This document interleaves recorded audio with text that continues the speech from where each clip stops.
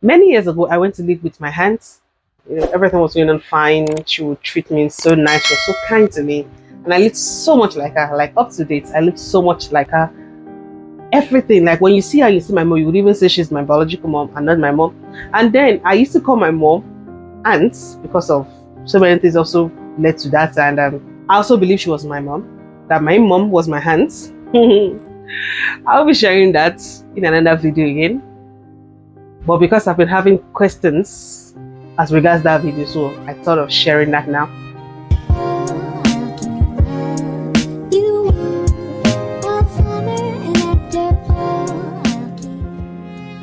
So I lived with her for quite a couple of years, and she was so kind, so nice to me until a few years after she had her first baby and the second baby. And then she teaches in public schools in Nigeria. And for those who know, public teachers in Nigeria can be funny sometimes. They send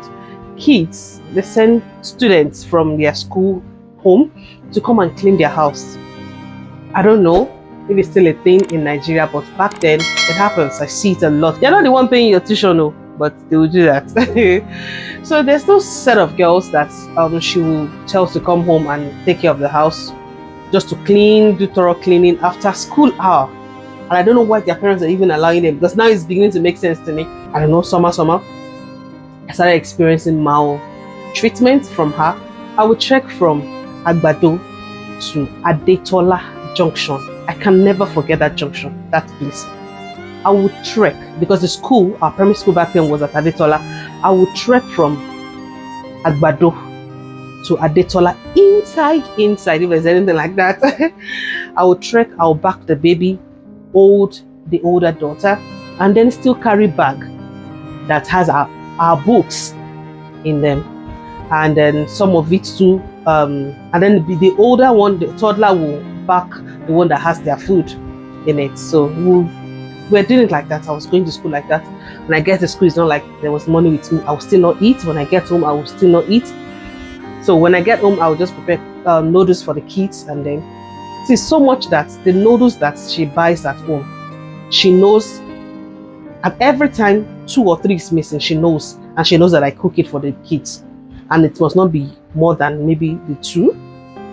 So whenever I cook noodles, I only scrape the bottom of the noodles. I leave it a little bit I leave it on the stove to dry up a little, so I can scrape the bottom like I'm washing it. When I'm washing it, and then I heat that part. That is what I heat. Because so many times that time, like I said, I started experiencing maltreatment, and she doesn't care what I eat or not. There are days I go without eating. There are days that I just sneak to the kitchen and just take gari, and then I dip in water and I quickly go to the backyard and then I drink. There are times that even the landlord wife would even peep and see me where I was, sneaking to take gari. They wouldn't understand. I'm sure to some of them, they'll be like, this girl steals.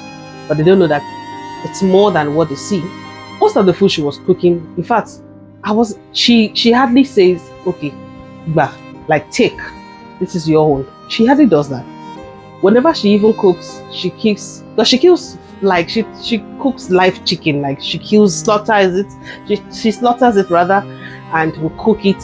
She makes me sort out the feathers, and I so much detest that part when it comes to sorting out chicken. Up to now, I still have phobia for sorting out chicken feathers. Like, some people might not understand why, but up to now, I can't do it. But she make me do it. She forced me. She beats me with anything she sees to do that. I'm just trying to brief you guys some of the things, because so that you will understand why I shared that video, and why I said those things I said in that video. And then one day she sent some of those kids that I talked about that are from our school. She sent them home to come and clean the house as usual. And then they came. And so I didn't know that there was a particular money she left in her husband's room, because that apartment has 3 bedrooms, 1 for herself, 1 for her husband, and the 3rd room was just basically for nothing. We just stock clothes there, so it's like a laundry room, like that. So, but we all sleep in our husband's room. Even our room is always, the bed is there, everything, but she doesn't allow me to sleep there. We all sleep in our room. Herself and our kids will sleep on the bed. I will sleep on the floor. to tell you that it was a comfortable apartment. Like, but somehow, she was just like that. And if I do anything as kids, she would make me stand. I lift up one leg, lift up my hands, or even old stools, and I would be like that for hours. I would cry. Once it falls, she comes, she deals with me, she hits me with those tools. She beat the hell out of me. Anything she sees, she uses it to deal with me.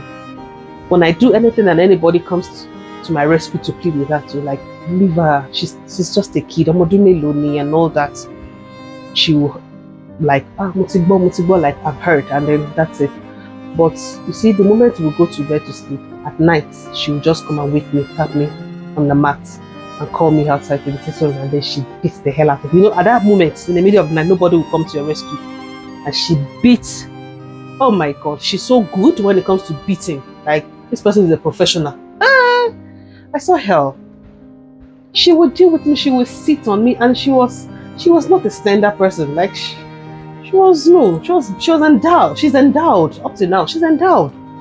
She would sit on me like that, hit me with stools, break things on me, deal with me, and so many things like that. And then back to when those girls came. They came as usual to come and clean the house, and I didn't know there was a particular money in her room. So when they left, when she got back from work at night, because she's always coming back very late. The husband would have gone very early in the morning, around 4, and would return around 12, sometimes 11, 12. That's how he comes home. So he's hardly informed. He hardly knows some things that goes on at home, except maybe on the weekend when he's home on Sunday. That's the only time he sees some things, and he doesn't even know. So when those girls left at night, when she came back, maybe it was when the husband came back and they discussed, and then she realized that there was a particular money in the room. It's like, it was like she herself didn't know there was a particular money in the room. I'm just trying to assume for her now. So the following morning, she asked me that, where's the money that the husband kept in the room? And I was like, which money? I don't know which money she was referring to. She asked me again, and I said I don't know the money she was referring to. I was still a young girl. I was in my primary 5 or primary 4, and I told her I didn't see any money. She asked me again on countless occasions. As every time I go to do anything, any house chores, she calls me again and asks me. I will tell her I don't know. There was a particular day we were in church, because she attended White Garments back then. And then one so-called spiritual person said she went into trance. According to the woman, she was in trance, and she said, I took the money and that I went to dig the floor somewhere and I kept the money. The moment she heard that, her head just spiked, like, so you took my money and you're lying. And she asked me again. I said I don't know, and then the beating started. Oh my god, she beat me every day. Every day she kept on beating me. My head would swell, my leg would swell, my shoulder would swell, I would break ribs, I would do every day. And I kept on saying, I don't know where this money was. At a point, she had to make me fast, do this marathon fasting. They call it a biribiri marathon fasting, that you wouldn't eat anything until the 3rd day. Trust your girl. I'm sorry if it's a sin, rather. When she made me fast, the 2nd day, because the church was in a particular apartment, I would sneak into their kitchen. I would take gari, I would soak it, and I would drink. Maybe I was wrong, maybe I don't know. Maybe I wasn't. I don't know up to now, but I know I did it. After the 3rd day, she realized that, okay, this small girl that she made her to go through this fasting, she's supposed to have fainted, but she still has some energy. So she gave me a few days to just rest. After a few days, I resumed. I resumed the fasting, and then this time I was well monitored. 2nd day, I was almost passing out. Like, I was almost dead, like, because I was so young to experience such. Plus the fact that I was already malnourished, I was maltreated prior to that time. After the 3rd day, they still didn't find any money, and then later they said it was spiritual, that I had spiritual friends who had taken the money, and all that. Guys, I'm sorry this video is going to be a little bit lengthy, but I just wanted to have an insight of what happened. During that same period that the money was still an issue, still missing. You know, this woman didn't actually ask those kids if they actually took the money. Her focus was on me. She took me to OPC. And then they showed me those kind of knife that you use in cutting meat, that you butchers use to cut meat. And they were going to cut my hand and my fingers and my leg. I cried. And I told the man I didn't know where the money was. The man now told me to step outside. I stepped outside. I had the man telling her that, oh, you mobito wewa. That if she knew the fact that he has tried to scare me with all this, that I should know, I should have confessed. That it's not going to take me anything, that huge amount is too much for me to want to keep going through that experience. She still didn't take it as something, like she still didn't see it as, okay, the man is making sense. We went home. She started beating me again. She beat the hell out of me. You know, this person, when I was living with her, she would send me to Agbado market we were living at Junction. Like I said, for those who know Agbado, we were living at Junction. She would make me go to Agbado market in the night around past 7, 8 to go and buy ogbono, to go and buy crayfish, to go and buy just onion. I would walk my way as a little girl that ignorantly I could have been taken advantage of. But somehow God just kept me. I would just go innocently, come back, give her what she sent me. I'm just going to give you guys a lot of experiences I had back then. Like I said, during that same period, the money was still an issue. There was a particular day she gave me pepper to like scotch bonnet. Just scotch bonnet without onion, without red bell pepper. You know, I would blend it on the stone, grinding stone. So I blended it. While I was blending it, I heard a knock by the door. She was home that afternoon. She came home very early that day, which was so surprising and so unusual. And then I left the kitchen. I went to the door. I opened, and it was one of the church members, a guy. And he asked me where the woman was. I told him she's in the room. And then he went. But when he was going, I saw him with a new blade, like a brand new tiger blade. But I didn't take it as anything that's serious. So few minutes after, he left. And then she called me after I closed the door and asked me if I was done with the pepper, which I told her I was done. She told me to scoop it in the plate, and I did, and told me to bring it to the room. I went. The moment I got to the room, she closed the door behind me, locked it with a key, and kept the key with her.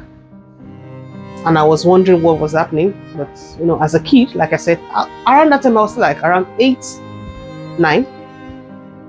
I was around 8, 9. And then she closed the door. And then she told me to give her my hand. I gave her my hand. And the next thing I saw was that she brought out the brand new blade after she had taken the pepper from me and put it by the mirror stand. And she pierced my hand. My second hand. This is it, guys. I don't know if you can see it. This mark. This mark. Before I knew it, she bent and she also cut my leg, my toe. And what I could see was just white, you know, the deep skin, like the white parts. That was what I could see. And the next thing, the blood started gushing out. I was in shock. I was crying. I was like I was running mad. And then while I was going through those pains, she took the pepper and she applied it. She applied it in my hands and my leg. I screamed. While I was screaming, she took my face as well, held my face, and also gave me a dot, a mark as well on my face. And she put the pepper. And she told me, this is what thieves go through when they steal, and that I will continue to show my children to come. I cried. I cried hell. Like, I cried. You know, having to watch like you are going through a surgery. Like, when, I don't know if you've ever seen a video of how a surgery is done, how they cut it. I was looking, I could see my hand in like deep. I don't know if these marks are ever going to leave my hand. I don't know. And my feet, I doubt it. The one on my face is gradually fading, but I doubt it. Up till today, sometimes when I look at it, I'm like, when my children ask me one day, Mommy, why is this on your hand? And they look at their dad's hand or look at somebody else's hand and feel like, okay, why does my mom have this? What do I tell them? What do I tell them? As if that wasn't enough. Days after, she went to work as usual. When she enters the street, I will know she has arrived. I heard her voice. I knew she was already on the street. I knew she has arrived. And the moment she's like that, I hear her voice. I start checking everywhere to be sure that, okay, the house is in order, is well tidied up. So she sent a boy or a girl. She sent someone, a kid like myself, to come and call me. So I took the daughter, the older one, and the baby. I carried the baby. The baby was like few months then, actually. So I held her, I held the toddler too, and then we left home to go and meet her on the street. And by the time I got there, I saw kids gathered. Like, they were all gathered, like they formed a circle. You know those kind of games you play in Nigeria, and they be like, who is in the garden? A little fine girl. So I saw kids form the circle, and she was there in the middle. So I went there and then I greeted her. Now, as at that time, she has instilled that fear in me so much that anytime I hear her voice, this. I got there. She took the younger one from me, and the older one just went about playing. And she told me to come to the middle, which I did. She told me to take off my clothes. And then I'm like, in front of kids, kids now, in front of others, like as much as they are, like she practically brought all the kids from every houses on that street to that place. I had no option. She was my mom. I thought she was my mom. I took off my clothes. I was naked. The next thing I saw was, this milk tin can, the empty ones. I don't know how she got them, but they had pierced a hole through each and every of it, and they passed like a rope through it, and she tied it on my waist. She tied some on my legs as well, and then she told them to sing for me and that I must dance because I'm a thief. Those were her words. I will never forget those songs. One of it was Bangolo, Bangolo, Agolo Tireda, Bangolo, Bangolo. And she made me dance. She told me I must dance. And as I was dancing, she was beating me. And the kids were singing, dancing, beating drums with whatever it is. And I was dancing a dance of shame.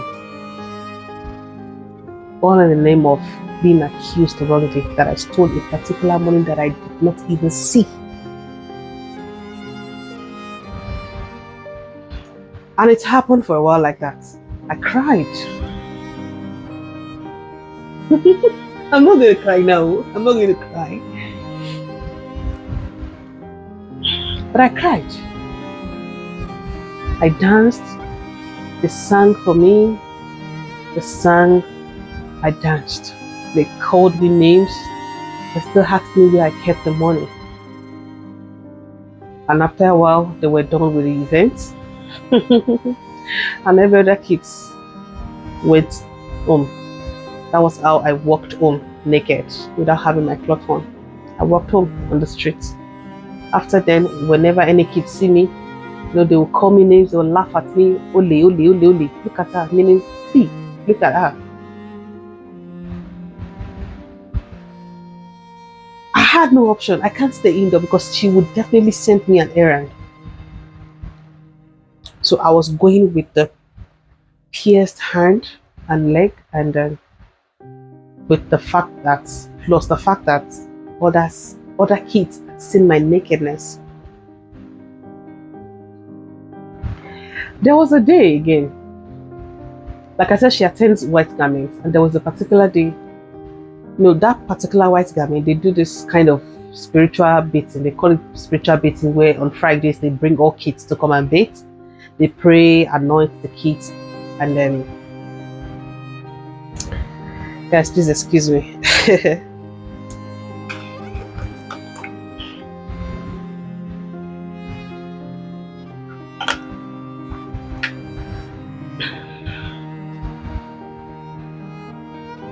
And then that day, when it was my turn for her to bathe, because each mother would bathe their children. When it was my turn to bathe, you would bathe naked with other kids. And then when I took off my clothes, she said, look at her breast. At what age? When you enter my jadi. I don't know if I'll be able to interpret all this on the screen, guys. Like, look at her. How old is she? Her breast is about coming out. Maybe some boys are already deceiving her. And then she requested for this wooden scoop. They use it to scoop eba namala, swallow in Nigeria. And she requested for it, and she used it to beat my chest. That wasn't just the first time. She would use it to beat my chest. Like, she would beat my chest. And that thing, guys, I didn't know the effect until years after. When I got to that puberty stage and I was developing, I started having pain there. Like I said, a lot of experience I went through. There was one Sunday morning. Lest I forget, guys. When I was living with my aunt, there were days that I wouldn't go to school because of tuition fee. And I didn't even know that it was my mom that was sending tuition fee. But maybe sometimes when my mom wasn't informed on time, or maybe she would have sent the money and somehow something happened and or maybe there was just a delay somehow from my mom. I didn't even know. Like I said, it was later that I got to know that my mom was the one sending tuition fee. But there are times that the headmaster will complain that I've not paid my tuition and our kids have paid, and I will have to stay home. So I will stay home in the morning, walk. Then in the afternoon, I'll go to school to go and pick our children. And another kids will be asking me, Shane, why are you not in school? Why are you not in school? I just have to look for a life. There was one particular day, before the incident of the money happened, actually, guys, because I forgot this part, so I needed to quickly chip it in. There was one particular day, I had not eaten for days, and I would go to school. I would go to school, I would trek, I would come home, I would walk, I would clean, I would wash clothes with my hands. I will fetch water, I would do everything. And then one day, when I was going to school that day, as I put the younger one on my back and held the older one, I saw a particular money on the table. It was about maybe 2 naira or 5 naira back then. It's been there for days. And then I took it as a kid. I took it. I'm not gonna lie. I took that money. It was about 2 naira or 5 naira. I think about 2 naira. I took it. So while we were going at a particular junction, there's this woman that sells fried coconuts. You know those coconut that has sugar? And she sells fish too. Fried fish. I stopped by and I bought maybe coconut or fish from the woman so that I can just have something to eat, because I know that I don't have strength. And the weaker I was, the late we are going to get to school. I don't know if there's any word like that. We're going to get to school late because I don't have strength. I didn't have strength. I stopped by the woman and I bought maybe the fish or coconuts. Just when I was paying for the woman, I just heard a tap on my back. I turned, it was her. She was the one. And she said, "Oh, Ojimilo, took my money. Where did you get the money from? And I started crying. I told her I took it from the table. And she was like, to hell with me. Like, and the woman was pleading on my behalf. Like, she said, bó ṣe máa ṣe nìyẹn, kékeré náà ló ti ń bẹ̀rẹ̀, eléyìí tó ti ṣe ń sìn, òun tí mò ń mì tó ti máa ṣe, kíníkan. Like, that is how it starts. That the one I've done now, she doesn't know which one I would do again. That I was going to do next. She left me there, standing. So I told the woman to give me back the money. And the woman said, okay, it's fine. The woman gave me back the money. But the woman still gave me those maybe fish or coconuts. You know, at a point on the street, some people got to know that, okay, this girl is going through hell living with this woman. And people started asking questions, where is this girl's mother? But my mom was not close by. My mom lived in another state entirely, rather. She didn't know. And she didn't even expect that her own sister would maltreat me, because anytime she comes visiting, she was always nice. She was always so kind to me. She was always asking, sweet. Come and buy sweet. Come and buy candy. Come and do this. That's days when my mom come are the days I wear the best of clothes. And when my mom comes, you know, I wouldn't want to tell her that this is what was happening, because then my mom to me was my aunt. So why should I tell her what was going on? When my own mother was treating me like that. But I never knew my mom was just trying to respect her, being that she's her older sister, and you know Yoruba thing there.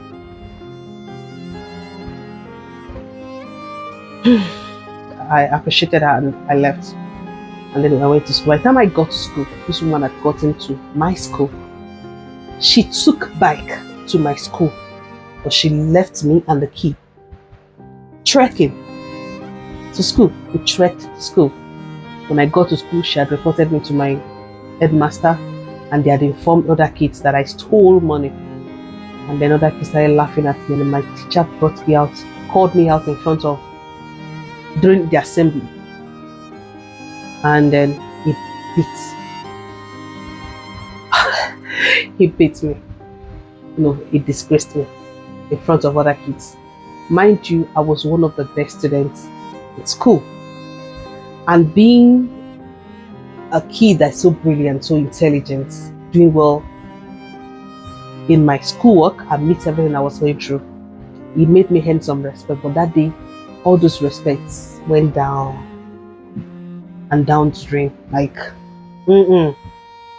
people that, those kind of kids that when you're having result, they are the one taking the last position. They now started having mouth, like to insult me, to embarrass me, to call me names. Look at that. Now back to when the issue of the money now happened.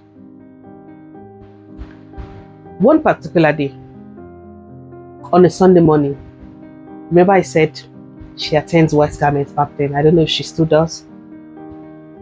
And then don't forget, guys, that I still had those bruises on my hand. It was swollen, and I was still wear sandal on it to go to school. Back to the time I said I would stay home without going to school. Like I said, I was in primary 5. Then at that time, there was no primary 6. Common entrance was always held in primary 5 for a private school. And then when it was time for me to have my common entrance, this woman said I was still young, like I was too young, that I shouldn't go ahead and do it. She told my headmaster that I was so young that she wouldn't support that they should give me more time. Maybe during the next year, I'll be able to. So people from the junior class met me in the class. And then later, the following year, it happened again. And the third year, they had to now come up with a primary 6. So that was how I stayed in a particular class for like almost 3 years. So the third year was when God helped me out.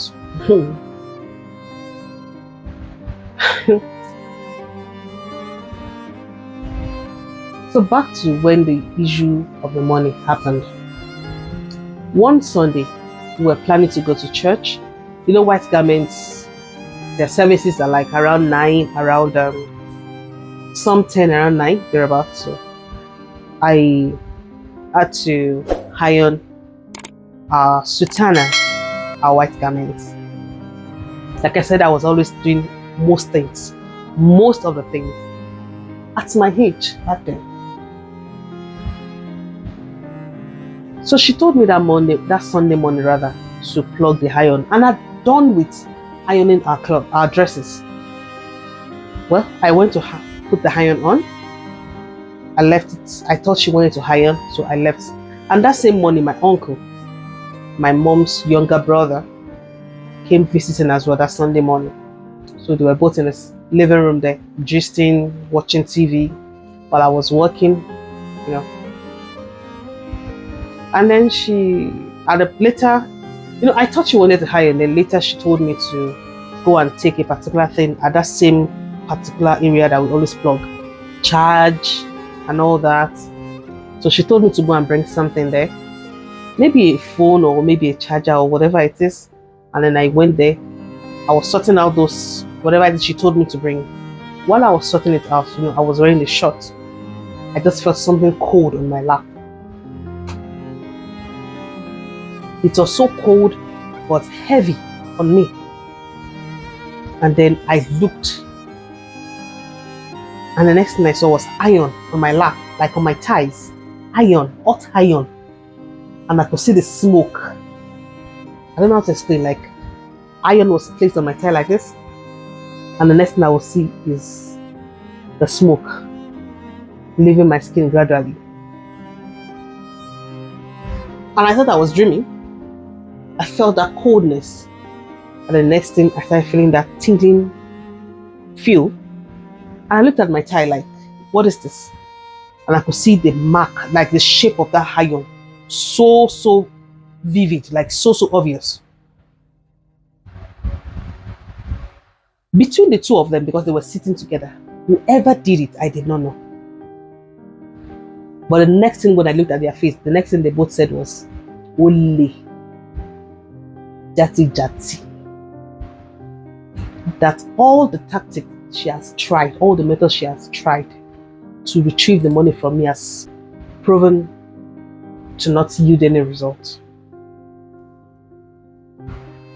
I heard those words, and then the pain too was there. And the pain on the hand too was there, and the one on the feet and the one on my face too was there.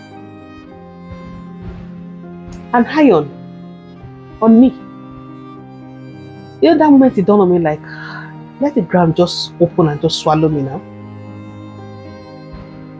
Is it a sin to have come to this world, or what happened? Like, how on earth have I offended this woman? That was when it dawned on me that this woman was actually not my mom. Because how can a mother do that to her own child? I cried, I fell to the ground, and then I started crying. Like that iron thing just spiked the rest of the wound I had on me. I shouted, I cried, I screamed, like I had mixed emotions at that moment. Guys, for a long time, anytime I wear anything, I would hold it like this. Like I would hold my dress like this, my skirt, I would hold it like this. Because it must not touch me. If it touches that place, I'll cry. And I was also limping, like I would limp. I would limp, like when I walk I limp, because my leg was bruised, my hand, and then my thigh. And one thing about the iron was it started expanding, and it started looking like serious. Well, not even like it was looking like a serious, it was a big thing. All the while my mom did not know anything. Because when that one now happened, that somebody on the street knew about it and then was able to now contact my mom to let my mom know that, hey, if you truly love your daughter, go and get her out of that place. That was when my mom now came, visiting on a particular Sunday morning, and that's how she took me away. When she saw it, she screamed like, what is this? So guys, you see, when I shared that video and I said, I don't know if I can forgive her or not. I don't know if I even made those statements, but with the DMs I got, to some people it was like I said I wasn't going to forgive her. Guys, up till now, you might not understand the trauma I've been through because I'm just narrating to you, so I don't really understand. But if I tell you that up till now, it has just been God and with the help of my husband that I'm sharing it now. I feel like is a method of me also going through healing. I feel like it's also helping me to heal. But that was just so much for a girl like me. That was so much. Even if I stole the money, what I went through was that supposed to. But I didn't even steal the money. It was years after I left that place that she realized that it was the girls that she sent home that stole the money, because one of those girls also stole money at home. And those kind of public house that when you do anything, she stole a particular Muslim guy money and that one did something and then she started confessing. And she confessed and also said that she was the one who took the money that I was being accused of. Up till now, my aunt didn't know that I knew about that confession. I just know that years after she wanted me to come back to her place. And my mom was like, no. Even myself, I'm like, no. That thing that I experienced, it gave me a particular stigma, so much that even when I went to other family members' house, they still see me as before I left there, they still see me as she was still. Guys, when I share my story, when I advise some people about some things, and don't see it as she's just making mouths. Because if I tell you that I've been there, I've been there. I am still going through the process of healing. God help me. But in those things that happened to me, I want to plead with every mothers out there, please. Even if Gary is all that you have, if it is pap that you have, if that is the only thing you have at home, feed your children with it.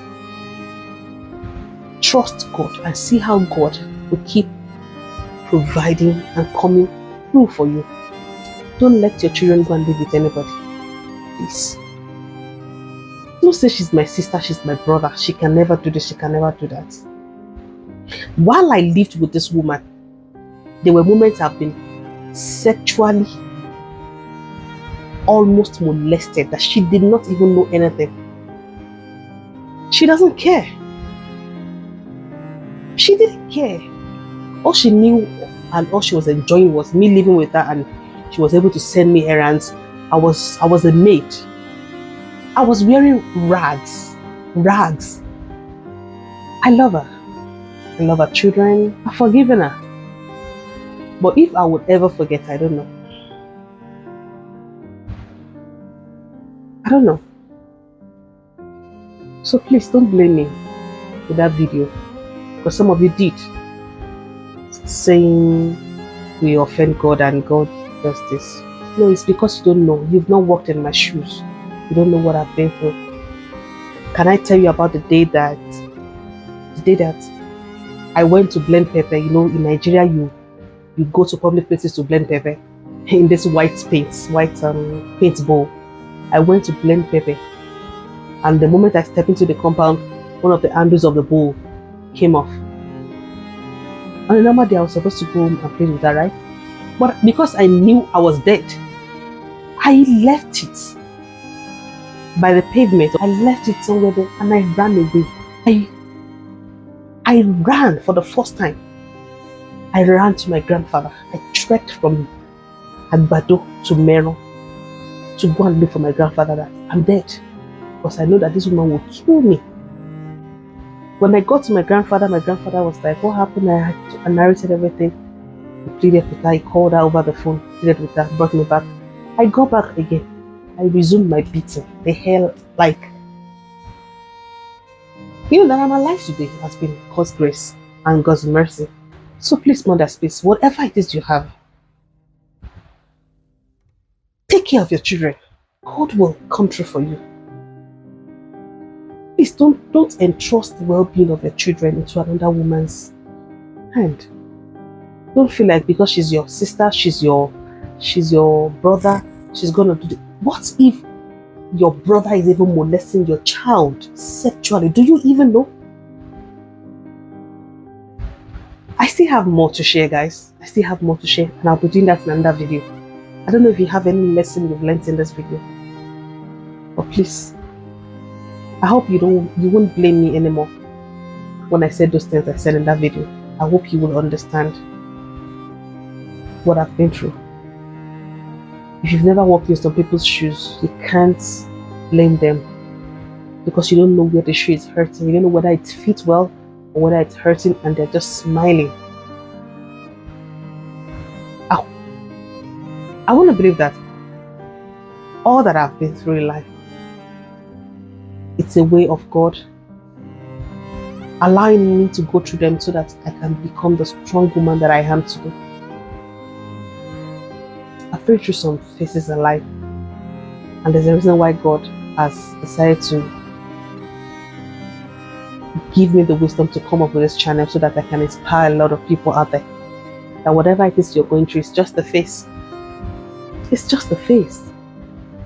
It's just a phase. You will come out triumphantly. It might take a while, but over time, you will look back and you will thank God that you did not give up. You know, I always say that. At that moment, it will look like, it's just a phase. Job was not able to go through what he went through on his own. It was because God was with him. Have you ever thought about that? No human being, no normal human being can go through what Job went through and will still be standing. Who does that? But it was because God himself was with him.